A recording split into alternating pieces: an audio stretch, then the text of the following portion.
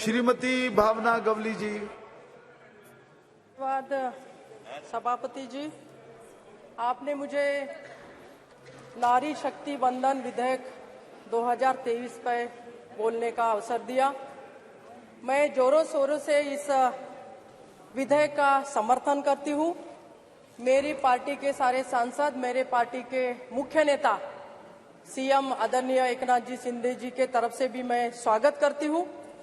आज 75 सालों के बाद राजनीतिक भागीदारी महिलाओं को मिलने जा रही है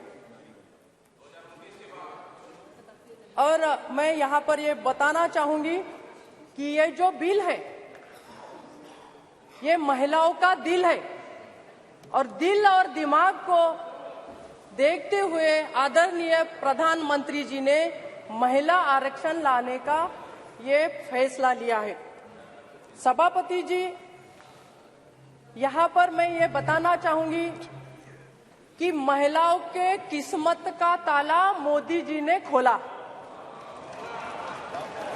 अगर मोदी जी, हमारे प्राइम मिनिस्टर साहब अगर ये पहल नहीं करते, ये बिल यहाँ पर विशेष सत्र में नहीं लाते, तो मुझे लगता है हमारे महिलाएं वैसी की वैसी रह जाती, वो ग्राम पंचायत जिला परिषद में ही अटकी पड़ी रहती।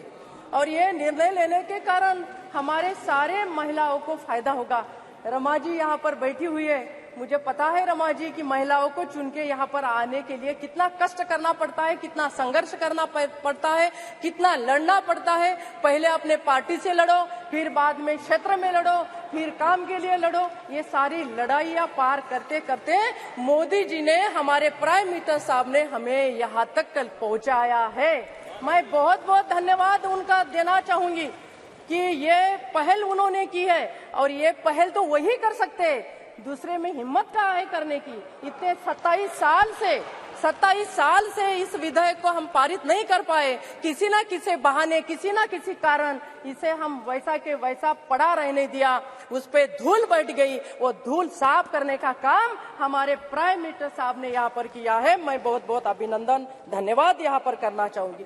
सभापति जी, जैसा कि हमने देखा है, महिलाओं का योगदान कोई आज यहाँ संसद में है या बाहर है ऐसी बात नहीं है। महिलाओं का योगदान तो झांसी की रानी जो बोलती थी खूब लड़ी वो मर्दानी झांसी वाली रानी थी, इस प्रकार से जीजा माता ने भी छत्रपति शिवाजी राज्य को तैयार किया। उन्होंने उनके हाथ में राज्य की, देश की भागदौड़ देने के लिए प्रयास किए, काम किया। इस प्रकार से हमारी जो महिला अहिल्या देवी होलकर, उन्होंने टेम्पल बनाए, रास्ते बनाए, घाट बनाए, इस प्रकार से काम किया। हमारी सावित्रीबाई फुले जो महाराष्ट्र से आती है, उन्होंने भी महिलाओं के लिए शिक्षण देने के लिए काम किया और वो जब महिलाओं को शिक्षा देने के लिए जाती थी तो उनपे पथराव होते थे, उसे भी झेल कर उन्होंने महिलाओं के लिए पहल की। इस प्रकार से हमारी सारी महिला जो पुरातन काल में भी थी, अभी भी है और आगे भी रहेगी, लेकिन आगे और बढ़ने के लिए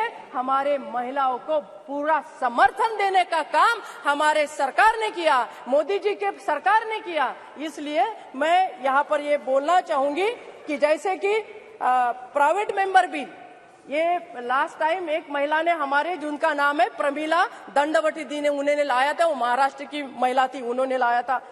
जैसा हम देखते हैं सर कि महिलाओं का योगदान पहले ऐसा रहता था कि वो नर्स बने, वो एक टेलीफोन ऑपरेटर बने, इस प्रकार से महिलाओं का योगदान होता था।